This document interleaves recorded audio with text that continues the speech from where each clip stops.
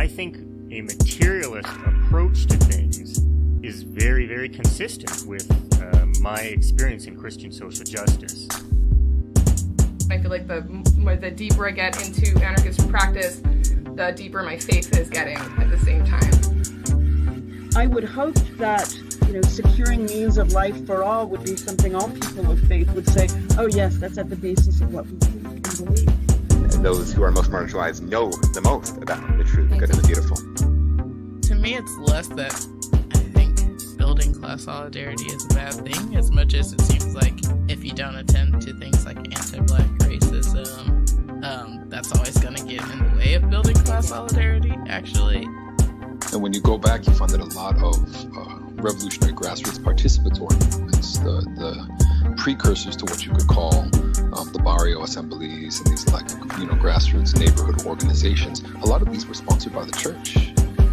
What does it mean to say that the Christian tradition is internally contradictory and there are antagonisms there and you're always being faithful to some aspects and betraying other aspects?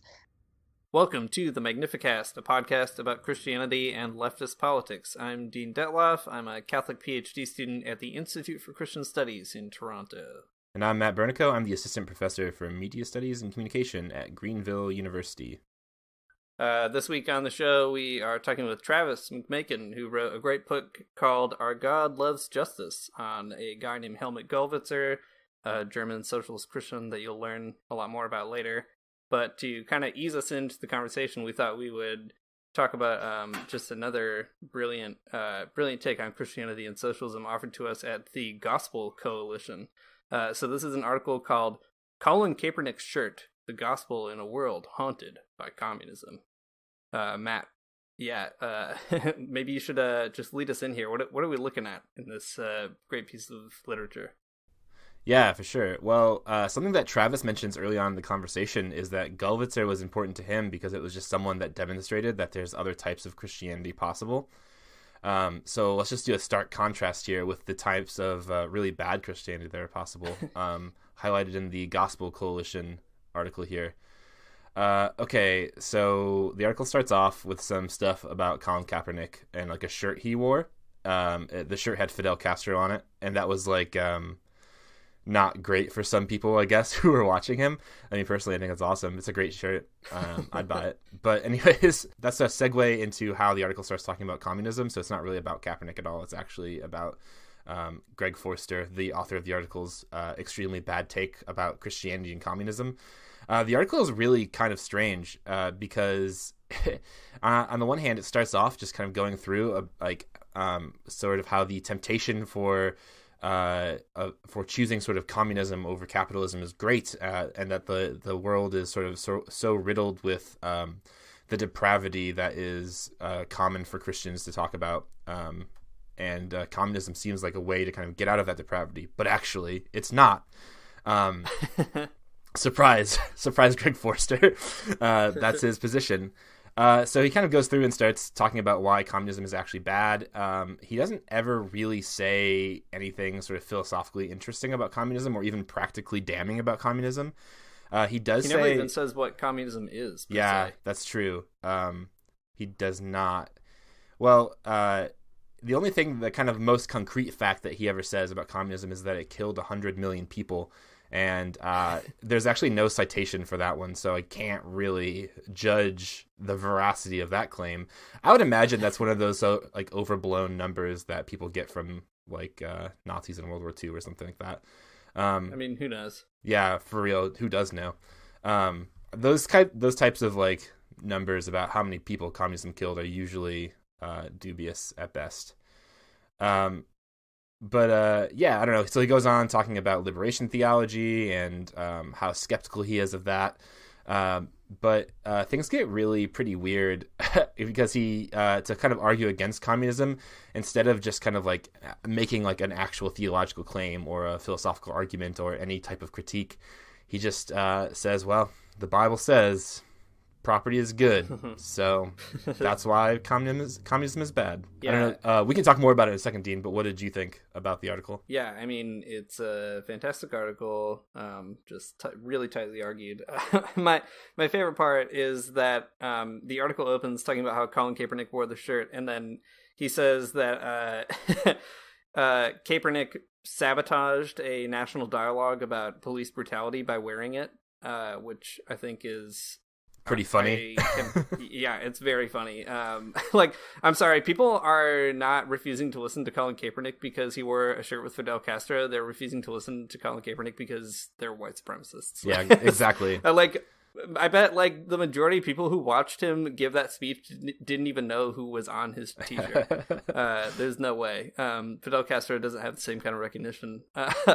It's just, man, if he only had worn a just sensible t-shirt, this situation would be so different. If only he had worn a Ludwig von Mises t-shirt, maybe things would be different. Yeah, exactly. Yeah, it is out of control. But I think my favorite part, or maybe like one kind of point of hope in this article, is that he just keeps worrying about how communism is a specter haunting the church. And it's so great because, as Jody Dean argues in a few places, when conservatives are scared of Marxists, that means that like maybe Marxists actually matter. And it's kind of ironically encouraging, right, that someone would take so much time to write about the specter of communism in the church, because it means that, who knows, maybe it's actually pretty spooky. Like we said, he doesn't say a lot about what communism is, but he does say a lot about what communism isn't. So here we go. a quote from the article. Communism isn't a political and economic theory that happens to be associated with atheism. It is atheism. Atheism is applied to political and economic systems.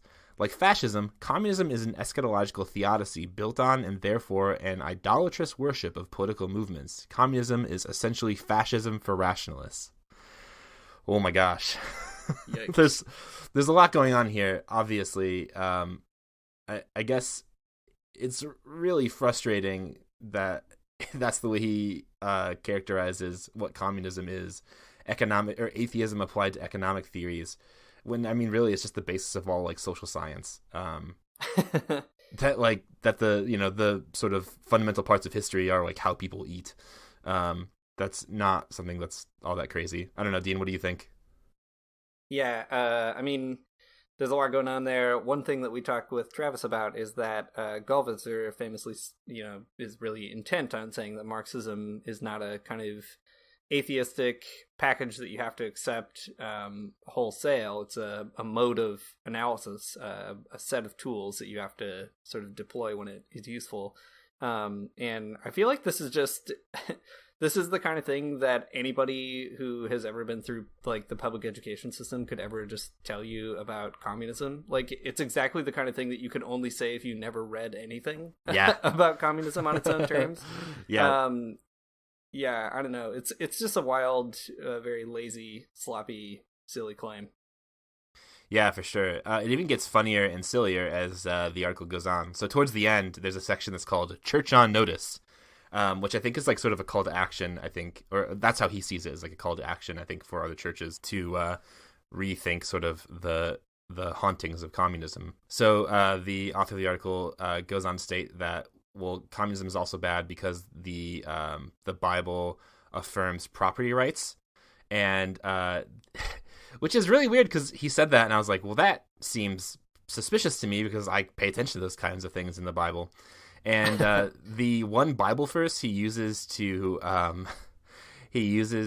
overcome the sort of specter of communism in the Bible is Acts 5:4, which is extra hard for me to believe because Acts is like the one good communist book of the Bible. I mean, there's a bunch of other ones too, but that's like the one where communism actually happens in the Bible. So I was incredulous.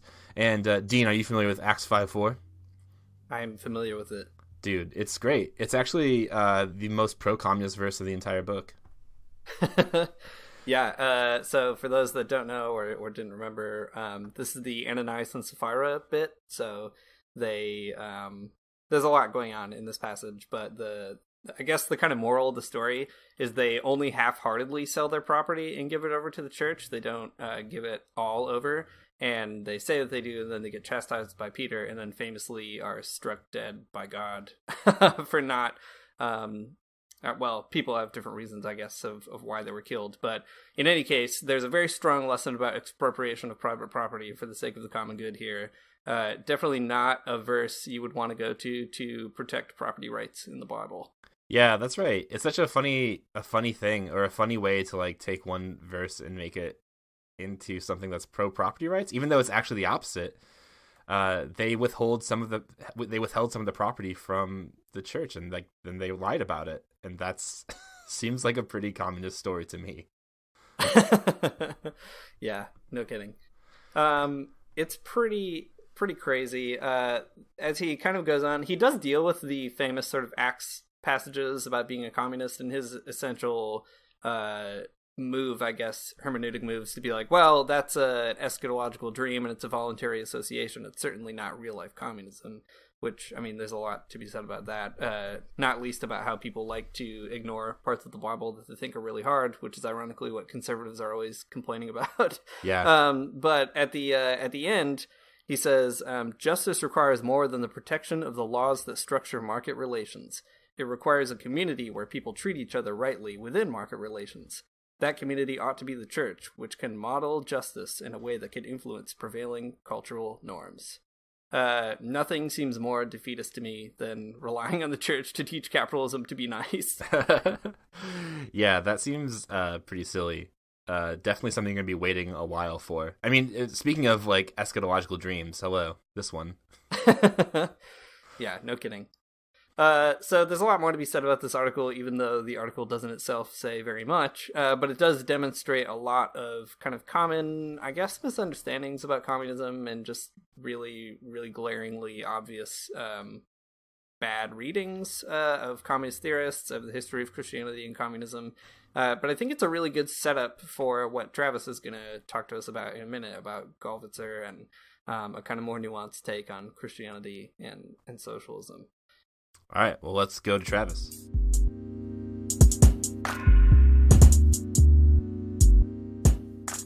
Great. So this week we're chatting with Travis McMaken, who wrote a great book called Our God Loves Justice. Surprise. That's a good thing to just come out and say. Travis, before we jump into that and hear a little bit more about your research on Helmut Gollwitzer, could you just tell us a little bit about what you've been up to lately? Doing way too much paperwork. My institution, in its infinite wisdom, decided that I had the makings of an administrator, and so for the current academic year, I have been swamped with those kinds of tasks, doing less teaching and trying desperately to find time to read and maybe write a little bit, but it's been rough in terms of transition and workload this year, so I don't have much exciting to say on that score, sadly. But trying to promote my book a lot. As I know you guys know on Twitter, it's constantly getting tweeted about. So yeah, for sure. By me, I don't want to give the wrong impression and think that other people are tweeting about it. It's all by me. But yeah, there's a great Theology Corner event coming up. I guess we can just plug that at the top here. Matt and I are both contributing to it, but there's a good discussion. I hope what will be a good discussion of Travis's book there. So. For folks who are interested, that's a cool thing. Yeah, I'm looking forward to see what comes out of that. Yeah, I bet. It must be weird as an author to like invite a bunch of people to think about what you've written. Good for you. That sounds really vulnerable. On the one hand, as an author, you want people to read your stuff. On the other hand, as an author, well, at least me, I don't want people to read it. Just let it be. I'll move on, do the next thing. That's kind of done now. Yeah. And that's just kind of a relationship that I've had to all of my books. Once I've written it, to a certain extent, that's out of my system now, and I'm ready to move on to the next thing. So yeah. I've been trying to be a lot more intentional with this particular book, this Gollwitzer book, to sit with it and try to find different ways of engaging people and making sure that it reaches people and cuts through a lot of the noise in the other publications and things. But just at a personal level, once I've written it, I'm kind of moved on. So it's an interesting dynamic. Yeah, I bet. That makes sense. It also makes sense why you'd want to push this one, because as we'll talk about in a minute here, there's a lot of good contemporary reasons to kind of keep reading it instead of just leave it on the shelf. Matt, what have you been up to? It's advising time, some advising students. And that's the most like Eeyore version of that sentence I think I've ever heard. Yeah, so it's been it's advising is so difficult. I can barely make my own schedule, let alone like the schedule for 30 students. But also one of my classes read Borges today, and that was really fun. Had a good conversation, so it's not all bad. That sounds good. Yeah, what about you, Dean? Not too much, except the school that I go to, ICS, we are looking at courses for the fall and winter, and I'm on the committee to look at them. Oh, one cool thing about ICS is that students here are invited to be involved at like every level of institutional governance. So this year my job is to review syllabi and propose program changes and all that kind of stuff, which is awesome. It's cool that you, as a student, you have like a significant say in your own education. But it means I've been in a ton of meetings that are simultaneously like keeping me a little too busy, but also exciting to kind of figure out what profs are looking forward to teaching. It looks like there's going to be a class on Zizek in the fall, and also a class on Black Panther and African liberation, which is just like so crazy to me to think about. So I'm pretty pumped about all that. Yeah, that sounds like great stuff. Does sound neat. And it's kind of it's fun to see through your eyes how these tasks and this kind of committee work can appear to be interesting and exciting, because from where I am in the whole process, it's lost a bit of its luster. Let's just say that. Yeah, I believe it. It is taxing for sure. I think a place like ICS, I'm always happy to plug this institution because it's been so good to me. But what I love so much about it is that basically the idea is these meetings are super important, and they like really drive that home, that like, yeah, they're a lot of work and kind of tedious, but it's a good thing that we kind of have the ability to shape our own lives basically together. It's a very small school, so despite all the tedious nature of some of the meetings, it's also like sometimes I'm just like, well, I'm pretty privileged to be able to actually care about it as a student instead of just like waiting for someone to tell me what classes I can take. Well, let's jump right into it.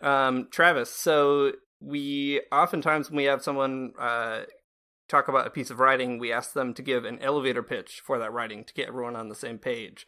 So we're going to ask you to do that now. What would be your elevator pitch for Our God Loves Justice? So you know how there's lots of conservative and evangelical Christians running around talking about how religion and politics should go together in a certain way? There are other options.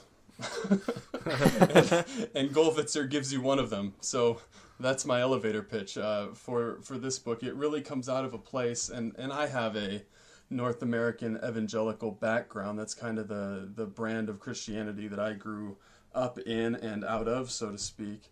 But this book is really about trying to find an example of somebody who engages both with the Protestant theological tradition at a deep and dogmatic sort of level, while also engaging in a different kind of politics, and a kind of politics that you don't often see articulated in theological terms in North America. So that's my elevator pitch for the book. It's an example of a different option that most of us haven't considered all that much.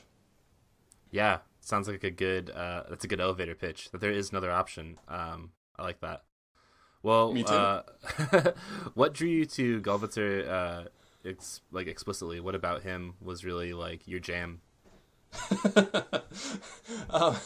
It happened in, what was that, the spring of 2011. So I was never very politically engaged growing up. I grew up in kind of a Reagan Republican household, what at this point has become something like a moderate or center Republican sort of position, but still on that side. And as I went to college and then went to seminary, I started this is how I wrote it on my Facebook page, and if we look, it might still be there, but it says, when it asks you political views, I wrote, I'm a moderate, but I'm probably left of you. and so all through that period, I was starting to think a little more critically, but not spending very much time at it, because all of my time was taken up with courses in the theological tradition and exegesis and all of this kind of stuff. And that started to change with the financial crisis in the first decade of the 20th century, the whole Great Recession thing that began at the end of 2007. And they talk about the ending of it, I believe, at the end of 2010, beginning of 2011. And that period basically coincided with my time in the PhD program. So that by the time I was coming out of my program and looking for jobs and things, it was just about the same time that all the data on the quote-unquote recovery from that economic event started coming out. And we began seeing that all of the growth in the economy that was happening as we recovered from this, all the profits from that, all the wealth that was being generated was going to the top few percent of U.S. society, and that the rest of the United States society was not benefiting in any way from that quote-unquote recovery. And that really got me asking questions about economics for the first time and trying to find my way to a theological approach that could interact with economic sorts of concerns. And so my doctoral supervisor was George Hunsinger, and in the spring of 2011, I was helping him teach a class on Barth to the MDiv students at Princeton Seminary, and he and I were talking about some of this, and he pointed me to Gollwitzer, and of course he knew Gollwitzer from the volume on Karl Barth and radical politics that he translated and edited decades ago. Just reissued in a second edition. I highly recommend that folks go out and get that. Lots of great stuff in there. But he pointed me to Gollwitzer, and I went looking and started to poke around, and I found in Gollwitzer somebody who could be a guide for me in thinking through the intersection of theological and political, and especially social and economic issues. And so I started reading more and more and talking about Gollwitzer and writing about him a little bit here and there as I started teaching here in Missouri. And then my editor, Mike Gibson at Fortress, sent me an email or a message one day and said, "Hey, you've been doing a lot with Gollwitzer. That's really cool. Why don't you write a book about him?" And I said, "Sure." And then I spent the next 6 years or so basically reading German, working my way through as much of his work as I could, and really trying to wrap my mind around him. And I just found so many insights there that I had never encountered before, that he really became an important teacher for me. And that's really what drew me to him, this biographical convergence between my own career location and the timing of the Great Recession, and of course having somebody suggest Gollwitzer to me. I think that makes a lot of sense. Could you give us like a quick, maybe biographical sketch of Gollwitzer so we can know how to contextualize him? Because he is not like... He's not Karl Barth, right? Like, he's a little bit of maybe a minor figure in sort of the history of theology. So could you contextualize who he is and what he's about for us? Yeah, he looks like a minor figure at this point. There's a couple reasons for that. I get myself in trouble with my fellow theologians for some of this stuff, but Moltmann lived longer and got people a lot more excited with his eschatology. But politically, Gollwitzer was left of Moltmann. And Jungel was more dogmatically creative, but of course very politically conservative, and had a big argument with Gollwitzer at one point. And that argument and Gollwitzer's Jungel's criticism of Gollwitzer has really dominated the reception of Gollwitzer in English language theology up to this point. And people just kind of have the impression, if they know of Gollwitzer at all, they know of him as the guy that Jungel wrote a few really scathing footnotes about. And they don't really think it's worth their while to look any more closely, which is really a shame. And of course, he's one of Barth's students, and he didn't write a multi-volume, 13-part volume, dense dogmatics for people to mine for their theological insight. Really, Gollwitzer was much more about taking the broad contours of Barth's dogmatics and putting them to work, deploying them. I use the word deploy a lot for his use of the dogmatics because he's all about putting them into practice in a concrete, socio-political sort of way. So he's not interested in theological innovation. He wants to put Barth's theology to work. And so because he's not being theologically innovative, people kind of gloss over him, but he's being innovative in other ways. And of course, English language Barth reception has been dominated by Tom Torrance. And Tom Torrance was of a rather politically and theologically conservative frame of mind. Not entirely. He does some really interesting things, and I spend a lot of time with his work.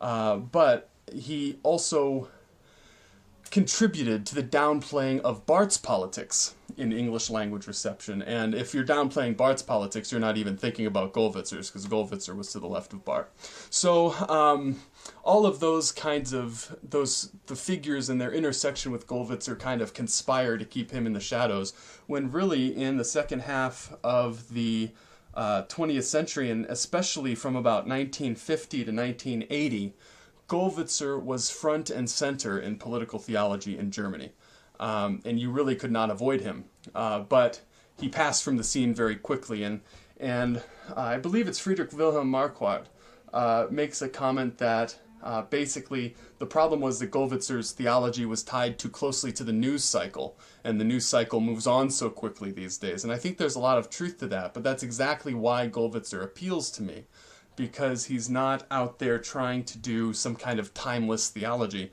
He's really trying to speak very directly to a concrete socio-political situation. Now, that was a huge tangent from the question you actually asked me, which was about his biography. And his biography is really interesting as well, and I think it's a much better story even than Barth's biography. He's born into a conservative Lutheran pastor's family in Bavaria. He's very much in the Weimar Republic, conservative, nationalist, wishing they still had a king kind of context. And by the time you get to the 20s, he's involved in all kinds of nationalist and even National Socialist, like Nazi, youth organizations. Have you guys heard of the Beer Hall Putsch? I'm sure you have, where Hitler attempts a coup in like 28, 27, something like that. Gollwitzer was active and associated with the SA at that time in that area. So he comes from this very conservative, nationalist, even social, and even with connections to the Nazis early on. And then he kind of gets pulled out of that really through personal experience and friendships. He goes to gymnasium at St. Anne's in Augsburg, and has a Jewish teacher that he really connects with, and has fellow students who teach him. The way he puts it is that not all socialists are November criminals, and not all Jews are necessarily damned, right? So that kind of personal interaction was really important for him, and he grew out of that context as he went on to university, and got tied in with dialectical theology and eventually Barth, so that by the time Hitler becomes chancellor, Barth's calling him on the telephone in the middle of the night and waking him up to tell him that, and they're having conversations about it, and he's attending socialist meetings. There's one story I tell in the book where Barth sees him one morning, and the previous night he had been at a socialist meeting, and Barth says to him, "Herr Gollwitzer, I heard that last night you were singing the Internationale. You've come a long way." Making a joke about just how much his views have shifted. And so he's in that camp. He's part of the Confessing Church as that goes down in the 30s. He's close to the action with Barth and Niemöller. He takes over for Niemöller at Niemöller's church in Dahlem outside of Berlin, a suburb of Berlin, when Niemöller is thrown into the concentration camp as a personal guest, if you will, of the Führer. He gets conscripted into the Wehrmacht, and of course at that time there was no conscientious objection. Either you showed up for your conscription or they put your back against the wall and a bullet in your head, and he wasn't prepared for that, so he joined. He was first in a machine gun company, but transferred as quickly as he could to an ambulance corps, and said that he never had to fire his weapon in combat in the war, which is something of an achievement. He's captured when the Eastern Front collapses. He spends 5 years as a prisoner of war in Russia, comes back on Christmas Day, New Year's Eve, 1949, and gets deeply involved in Western German politics, where he stays a fixture for the next 30 years. So he's involved in the student protests in Berlin in the 60s, all of the debates surrounding nuclear armament of Germany in the 50s. He's deeply involved in the church and Marxist dialogue in the 50s and 60s. He starts up almost single-handedly. He's a major player in the earliest Christian-Jewish dialogue in the 50s in Germany. So just a complete mover and shaker through all those decades, and really interested in putting his theological convictions into concrete social praxis. That's really fascinating. It's always a challenge to kind of condense a whole person's life into just a few minutes, but I think you've done a good job.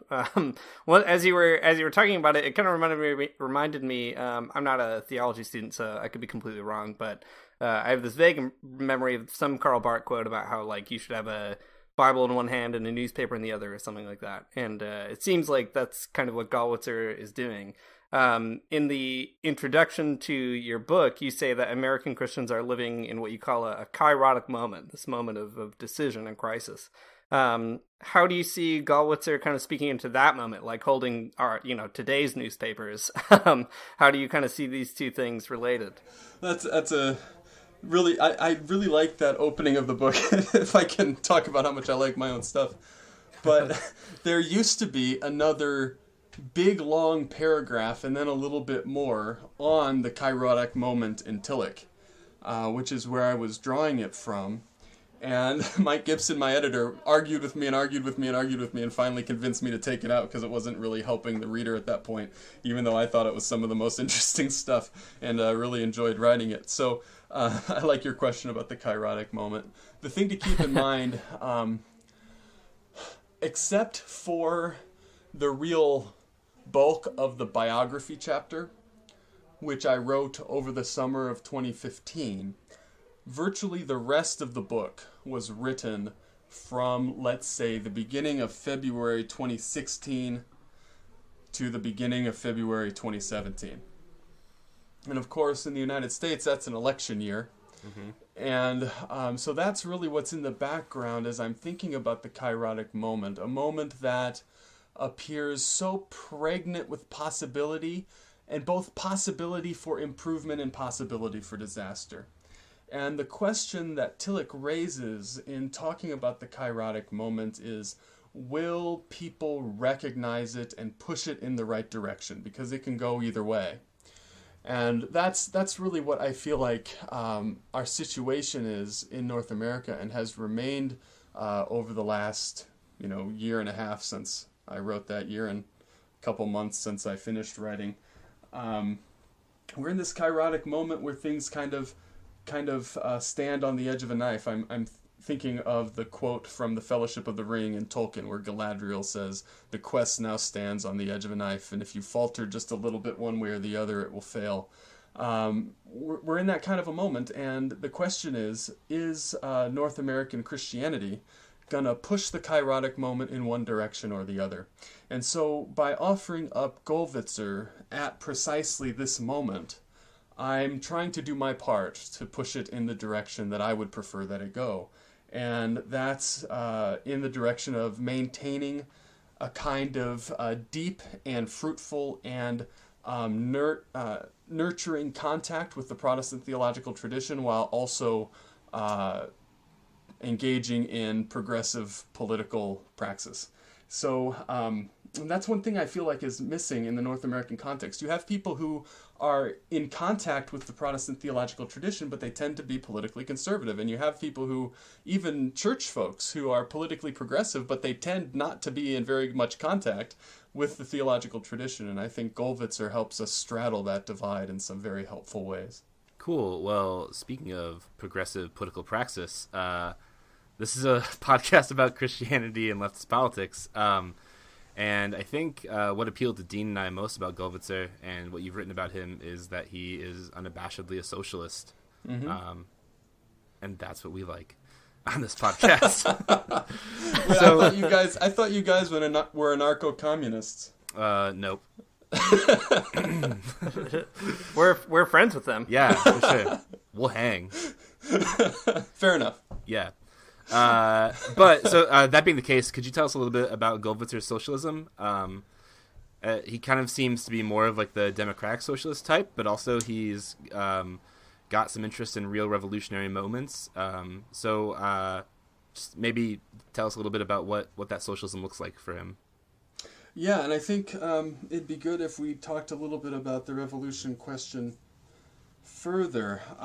Definitely, he's a democratic socialist. He understands the sort of socialism that he would propose, this kind of theologically motivated socialism, as the fulfillment of some of those key bourgeois liberal values from the Enlightenment. He will quote from the slogans of the French Revolution, which I am blanking on now. Fraternity, equality, what's the other one? Liberty. Liberty, that's it. Yeah, liberty. So he'll allude to these values with some regularity, and really the point that he wants to make is you don't have any of those things under capitalism. You don't have equality, you don't have liberty, and you don't have solidarity or fraternity. And really, if you want to enjoy the fruits of that kind of Enlightenment moment, you need to carry it to its fulfillment in a form of democratic socialism. In terms of the kind of concrete day-to-day in-and-out details of what his socialism looked like, I found it really hard to flesh that out. And part of the problem is we don't yet have a real critical biography of Gollwitzer.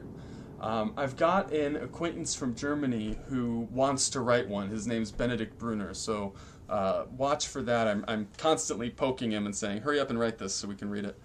And I think that once we have that gap in the literature filled, we'll know a lot more.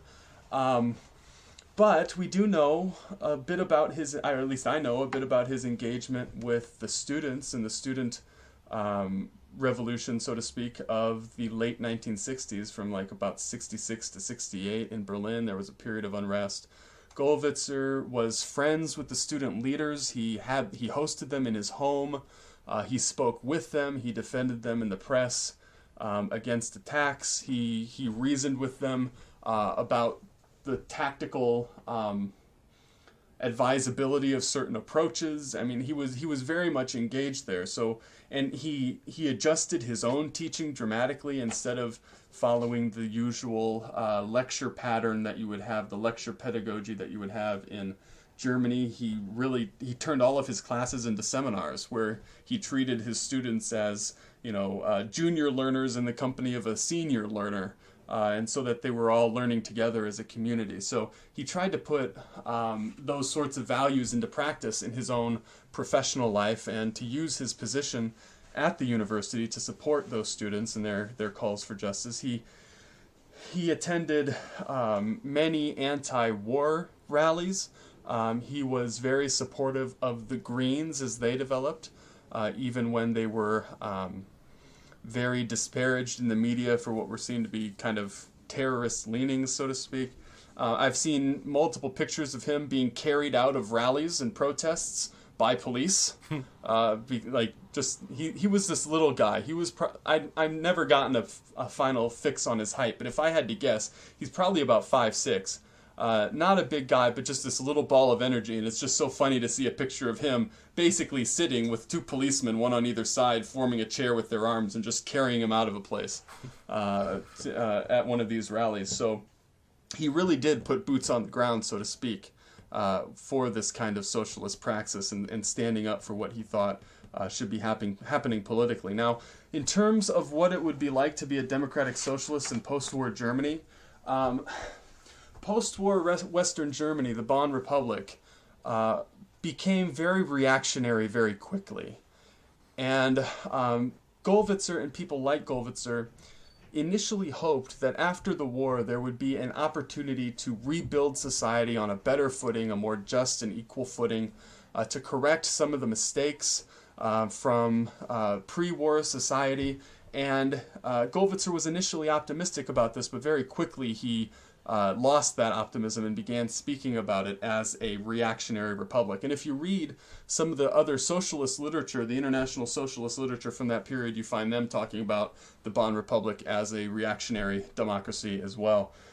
So he's part of that kind of nervousness about what's happening there in West Germany, especially as you move into the 60s and 70s. And of course, much of that comes from West Germany's close association with the United States. For more, I just went and dug out some sources in case people were interested in democratic socialism in Germany at this period. There's a book in English by James Bentley. It's called Between Marx and Christ, and it deals with church and Marxist engagement in Germany and Eastern Europe in general from about 1870 to 1970. And then a couple German sources. One's by Trutz Rendorf. He edited it. It's called Praxische Revolution, ? And that's focused on Protestantism and socialism in the DDR, East Germany. And then there's another book edited by Siegfried Hermel and some other folks called Umbrüche, and that's about German Protestantism, West German Protestantism, and the social movements in the 1960s and 70s. So any of your listeners who want to dig in more into what socialism looked like in Germany and in the church at that time, those are some good places to look. Yeah, that's great. Matt and I have been researching Gollwitzer a little bit just for the responses that we're doing, and we were just chatting the other day about all these pictures I found of him speaking at a Sandinista solidarity rally in Germany, which is very cool. So, yeah, I dig that a lot. And maybe we could talk a little bit kind of like about how Gollwitzer's socialism is informed by an international solidarity against imperialism, informed by black theology in the U.S. Like, he's really kind of trying to understand other liberation movements within his own kind of socialist framework. Yeah, and in fact, he has writings on things going on in a number of different Central and Latin American countries during those decades. Sadly, I have not been able to give them close attention at all. I had to stay focused on the North American context very much, or else the amount of material is just overwhelming. So somebody, and one of you two, or the other of you are welcome to do it, but somebody needs to dig into that stuff and do something with it.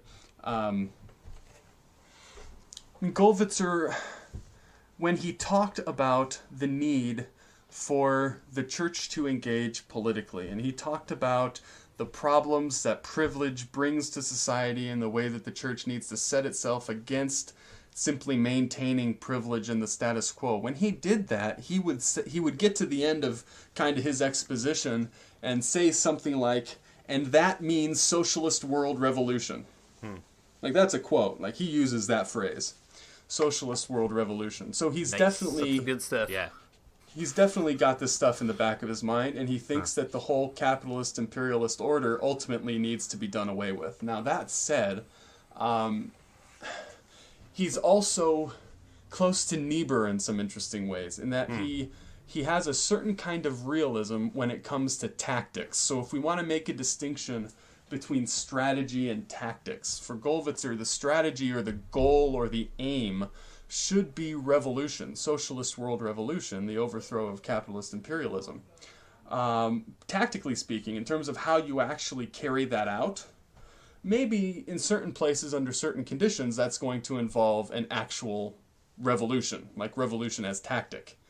But at other times and places, it might be a series of gradual reforms that are ultimately going to result in overthrowing the imperial capitalist order. And in some ways, Gollwitzer leaves it up to the guardians of the status quo to determine which one it's going to be. He makes the point when it comes to revolutionary violence that everything comes down to what the defenders of the status quo are prepared to do in terms of using violence to defend their privilege. So in kind of at least notionally democratic contexts, like his own in West Germany, he was against revolution as a tactic. But my sense is that in other contexts, he could have supported it, and he was certainly open to it as a theoretical possibility. So his thinking is fairly sophisticated and subtle on a number of these points. Now, one thing he would not countenance was terrorism. He did not believe in terrorism as a tactic at all. He thought that it dehumanized the people who do it too much, and that in so doing, it betrays too deeply the values of the sort of revolution that you're trying to bring about. So he was dead set against terrorism, but practically speaking, he also kind of hung out with terrorists. So there's this Red Faction Rising in Germany, the Baader-Meinhof gang. when he would talk to them and meet with them, and when people criticized them, he would say, yes, but look at state violence and things like that. So he was always prepared to side with the people who were resisting, to the extent that he could, in good conscience, even with some groups like that.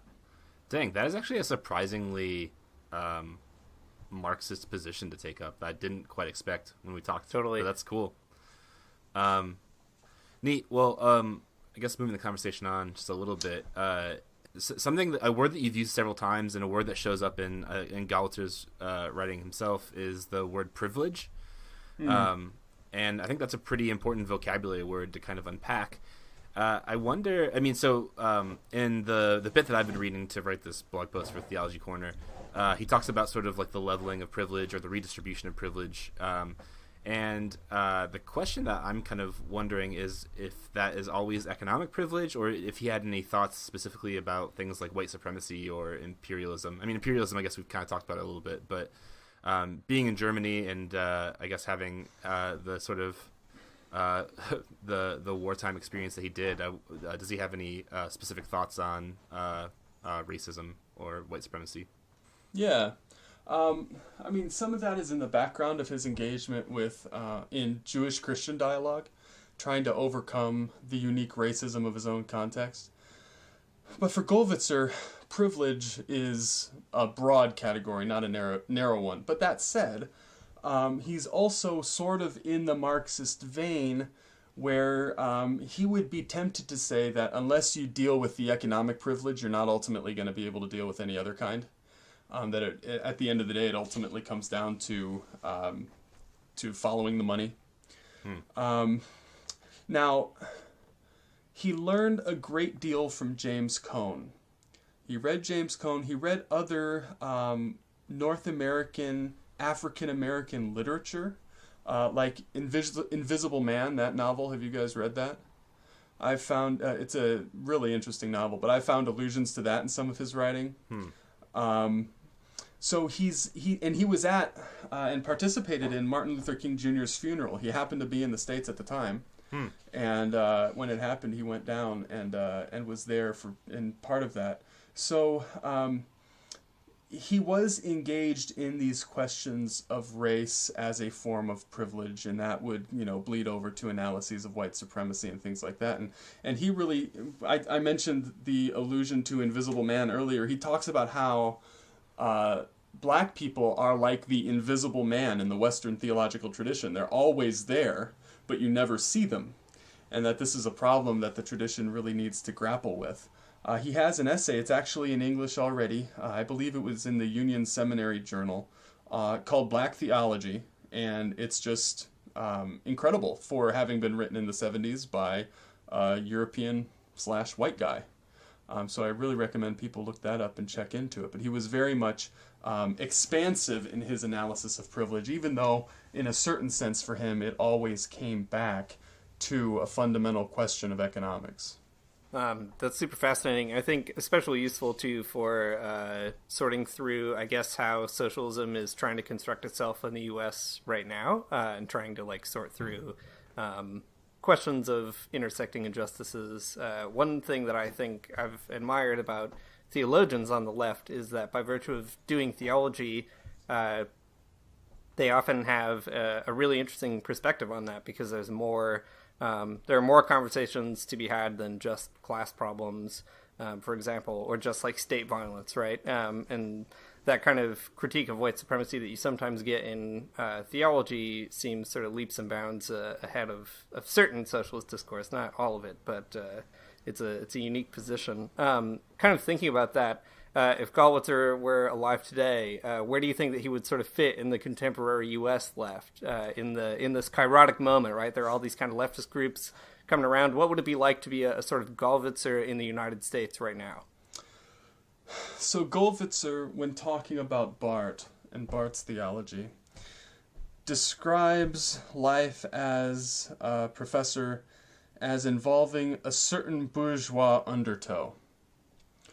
And I have to confess, if we engage in confession of sin, as probably isn't a terrible idea to do from time to time, I have to confess that far too often I am caught in that academic, professorial, bourgeois undertow. So the composition of socialism in North America, especially right now, is not something I know very well. And of course, I basically know enough to say that there has never been a very coherent leftist movement in the United States. But in terms of sorting out the different groups, I have very little wisdom or insight to share there. So I wonder, what do you guys think? You've read a little bit of Gollwitzer, you've heard me talk about him. Maybe you know the situation for the left in the U.S. better than I do. Where do you guys think he'd fit? It is hard to say. Well, one thing that I think is actually kind of interesting about this question is that he doesn't fit very comfortably, and maybe in a way that's somewhat useful. For example, in the Democratic Socialists of America, the DSA, they're not a political party in the same way that the Social Democrats in Germany are. And despite some problems that are sort of historically inherent in that German party, one thing that they have had to contend with, and that Gollwitzer seems to have really picked up on, is that problem between reformism and revolution. So that's kind of like a very important historical debate within that political party, and it's one that the DSA is sort of having trouble sorting out too, despite the fact that they're not, a formal party. And that's kind of an interesting thing to think about. Gollwitzer sort of couldn't really be in a party in the U.S. right now that would cater to all those sympathies. But, maybe Gollwitzer would be able to sort of help Christians see why, for example, they should be thinking about not just the DSA, but also talking with people like the Party for Socialism and Liberation, right, an important Marxist-Leninist party in the U.S., or kind of thinking through people who do take on really significant direct action, like property destruction and other sorts of really complicated social responses in the U.S. That's something that Christians are kind of afraid of doing. So, yeah, maybe it's actually kind of useful that he doesn't fit so naturally into the contemporary U.S. left. But it's fun to sort of imagine what he might say about certain developments, certain political apparatuses. I don't know. What do you think, Matt? Any other things jump to your mind after? It's just one of those thinking it through. Yeah, maybe he's like he's one of the soft Leninists in the DSA. yeah, that's right. I do think there's a way in which he can be described as a soft Leninist. Or like, I think that some of what you've said though does kind of seem like he could be kind of characterized, or he could hang with folks in the PSL at least, like his the sort of like disarmament kind of feel to him, the anti-war feel to him. I think there's lots of overlap there. I don't know. You mentioned the SPD in Germany. It's interesting. Bart joined the SPD in the early 30s just to kind of, cast his lot against the National Socialists. And when he did, Gollwitzer caught him on the street and basically said, "What are you doing? Those guys are so stuffy and bourgeois. Why are you hanging out with the SPD?" So, I mean, the SPD, as you said, is an interesting history and kind of go back and forth as to whether they're democratic socialists or social democrats is the way I would describe it. But right. I think Gollwitzer has that interesting distinction between aims and methods, between strategy and tactics, that he's definitely left of the DSA in terms of what he wants, and the radicality of his vision. But I could also see him, if he was going to engage in actual political operations, I could also see him on the left wing of the Democrats, just for the reason that you might be able to get something done there in the American political system. I mean, the German system's parliamentary, so you've got a vastly different dynamic involved. But I think what Gollwitzer would probably do, I mean, he had a vision of the church as kind of a lobbyist group, as a pressure organization.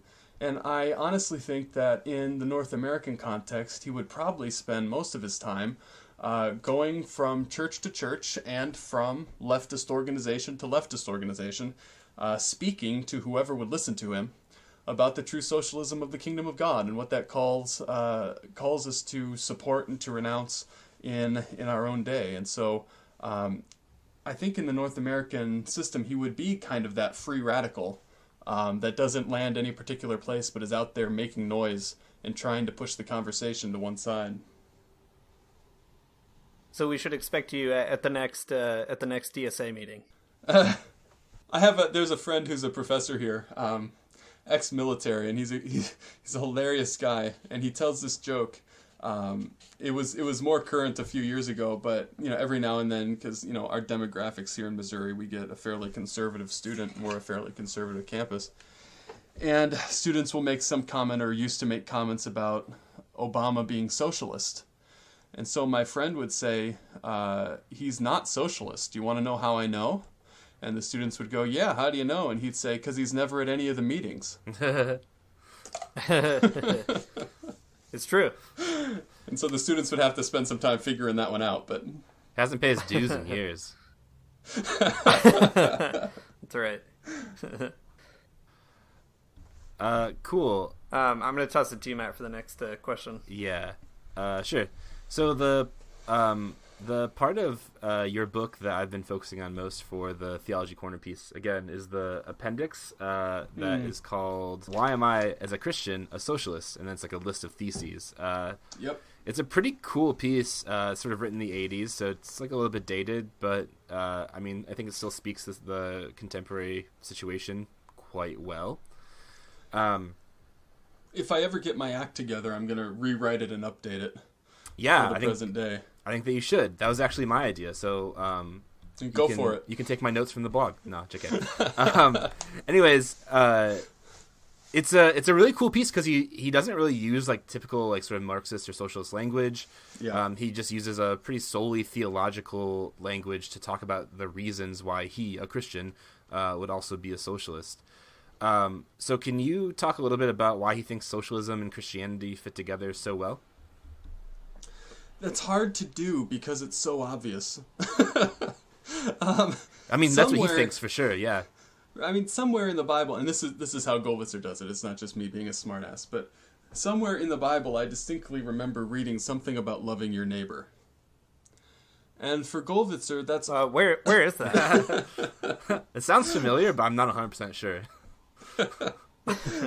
For Gollwitzer, that's ultimately what it comes down to. And he says that Christians have political responsibilities precisely because Jesus told them to love their neighbors. And, Gollwitzer says, this love has to include, and this is a quote from him, love in structures. And that means policy and the rules that you put in place to set up your society, the laws that you pass, the way that you handle distribution of resources, all of that needs to be governed by love of neighbor. And so for Gollwitzer, it's really that simple. And if you look at the different economic options on the table, Gollwitzer says, one of the options on the table tells you that some people are better than others. And one of the options on the table tells you that everybody is equal. And that one sounds a lot more to him like loving your neighbor. And so, you can dress everything up in different theories and Marxist analyses and all kinds of different things. But for Gollwitzer, at the end of the day, it's just that simple. It's about loving your neighbor and love in structures. And in that sense, it's very similar to what Terry Eagleton says in his book, what is it? Faith, Reason, and Revolution, I think it is. That book, he says that socialism is political love. That's his phrase, political love. And Gollwitzer believes pretty much the same thing, that if you're going to translate the command to love your neighbor into economics, it's going to look a lot like socialism. And so why should Christians be socialists? Because you've encountered the privilege that's built into the current situation. You've come to realize that the way the society is set up and the economy is set up privileges some people above others. And he uses the traditional distributive ethical dictum, and now I'm going to blank on the Latin phrase, but it's basically to each his own. Mm-hmm. And he says that under the capitalist system, that basic tenet of distributive justice is not followed because the laborers are not getting as much as they deserve, and the owners of the means of producing wealth are getting way more than they deserve. And so if we're going to be consistent and practice justice in terms of this basic tenet of distributive justice, then we have to find a different system. I like that so much, the idea of love in structures, because, I don't know. I'm in a pretty similar context to you, a small conservative campus. And we're also a religious campus, so there's a lot going on there to add to it.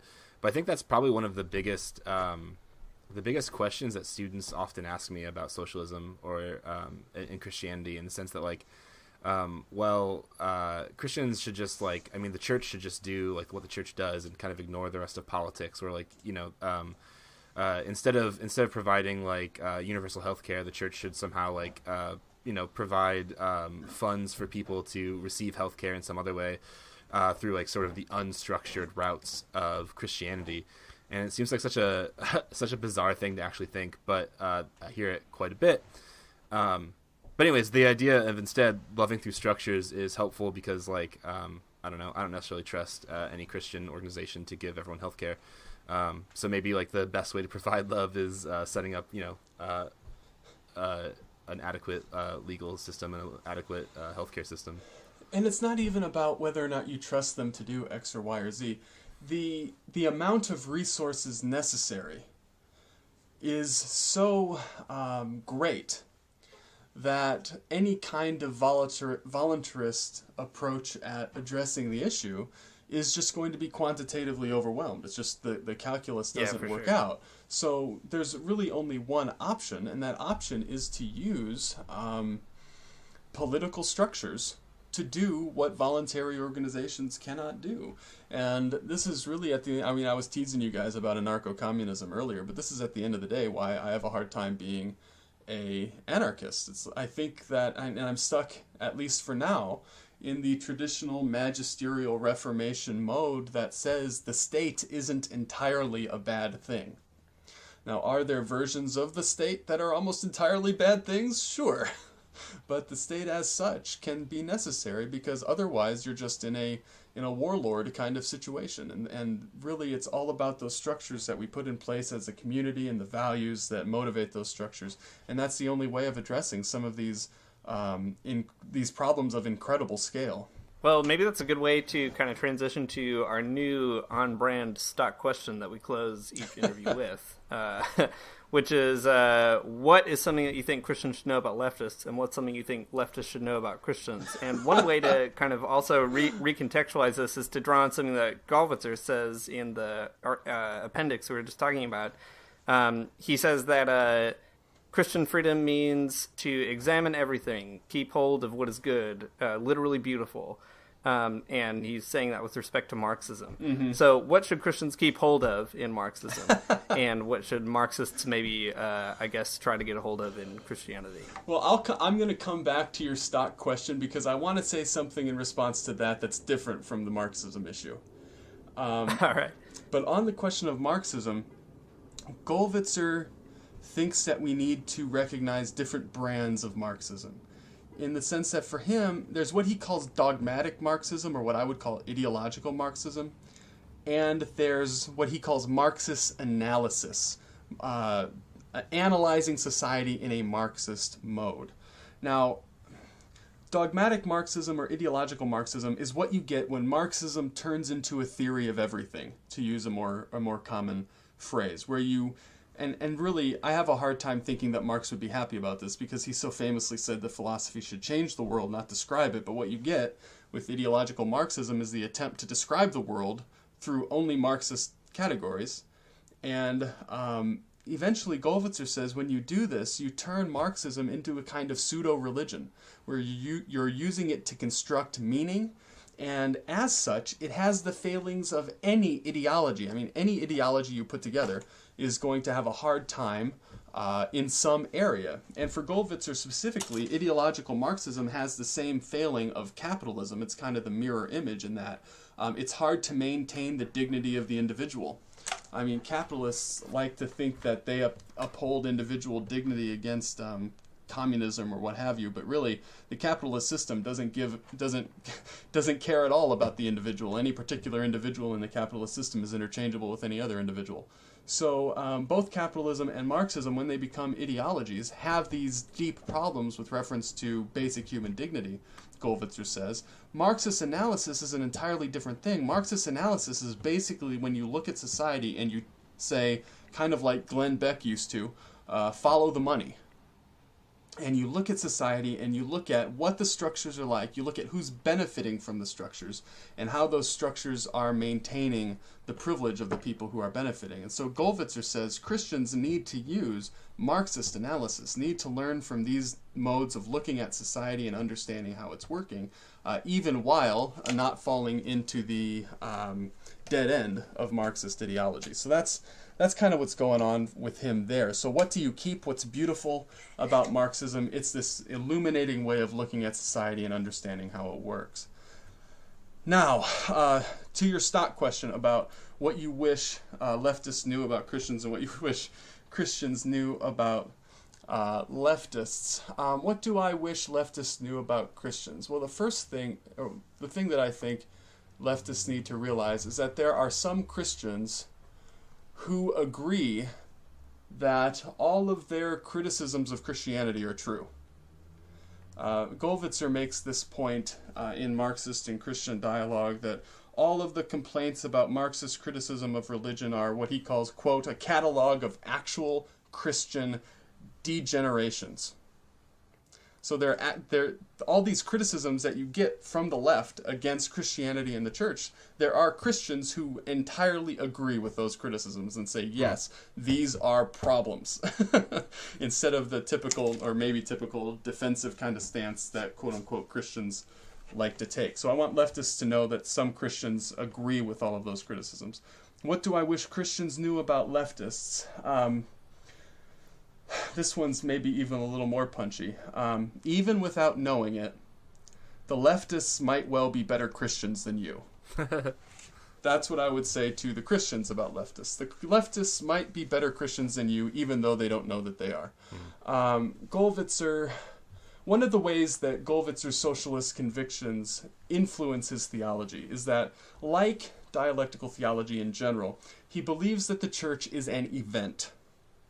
But for Gollwitzer, the church is a political event. You only have the church in that moment when one encounters the liberating God of life and love that casts down privilege and lifts up the oppressed. It's only in that event, that kind of political event, that the church exists. And so on Gollwitzer's ground, you can say something like, at that Black Lives Matter protest or at that Occupy Wall Street protest, you have an event of the church. And on that Sunday morning where you've got everybody singing about Jesus and talking about God, you don't have the church at all. And so the thing that I would want to say to Christians about leftists is, even if the leftists don't know it, they might well be better Christians than you. Nice. Dig that. Yeah. That is good. A good thing to preach at Occupy Wall Street when it happens again today.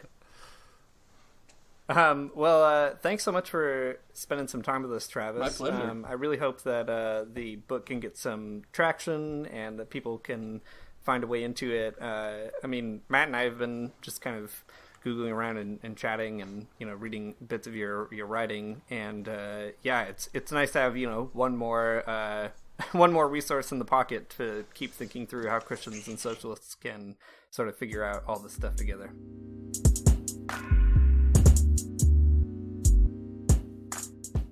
Thanks for listening to the Magnificast. If you liked what you heard, you can support us on Patreon at patreon.com/the Magnificast. You can also find us all over the internet. We're on Twitter. We're on Facebook. We've got a Facebook group called the Magnificast Basement, where you can post all your good links and chat with other folks. Some other points of order: iTunes reviews. Haven't had a good one of those in a while, and we need them to stay on the charts, to keep up, to keep usurping Joel Osteen. That's what we're trying to do this year. So if you haven't left a review, go ahead and leave one. If you have already, leave 5 more. Why not? Who's stopping you? Not me, that's for sure. I hope that everyone's having a really good Holy Week. We didn't get a chance to do anything about Easter this week, but fingers crossed, we're going to have a very cool episode on the Easter Rising next week. So stay tuned for that, and we'll see you all around.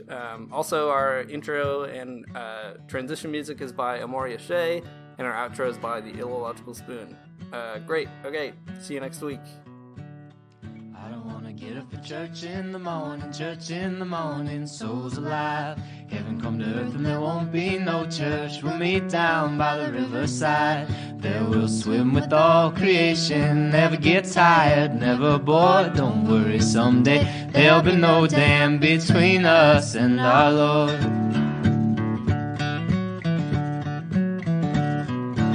Jackson, you keep your hoods up.